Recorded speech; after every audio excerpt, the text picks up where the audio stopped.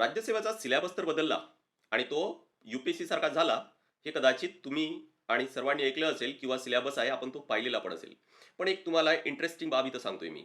कदाचित सायन्सच्या व्यतिरिक्त इतर जे सब्जेक्ट्स आहेत, मग तो पॉलिटी असेल, हिस्ट्री असेल, जिओग्राफी असेल, मुख्य परीक्षेमध्ये जो जनरली अभ्यास करायचा आहे, तोच आपल्याला पूर्व परीक्षेमध्ये पण अभ्यास करायचा आहे.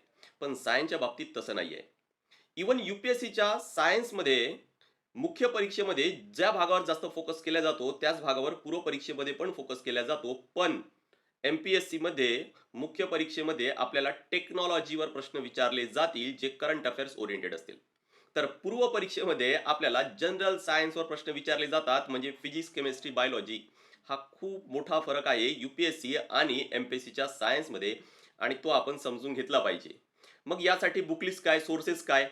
ऑब्व्हियस आहे की प्रिलिमचा अभ्यास तसाच करायचा आहे. त्यामुळे पूर्व परीक्षेसाठी जो जनरल सायन्सचा भाग आहे, तिथं आपले स्कूल बुक जे आहेत, मग ते महाराष्ट्र स्टेट बोर्ड असू द्या किंवा NCERT असू द्या, तिथूनच अभ्यास करायचा आहे. तेच बेस्ट सोर्स आहे. पण मुख्य परीक्षेचा अभ्यास कुठून करायचा? त्यासाठी करंट अफेअर्सवर जास्तीत जास्त भर द्या.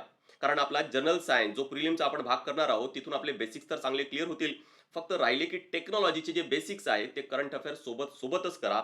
त्यासाठी ॲज कोणती वेगळी पुस्तक वाचण्याची गरज नाही आहे. तर हा फरक समजून घ्या आणि योग्य त्या मार्गाने एक्झाम ओरिएंटेडच अभ्यास करा.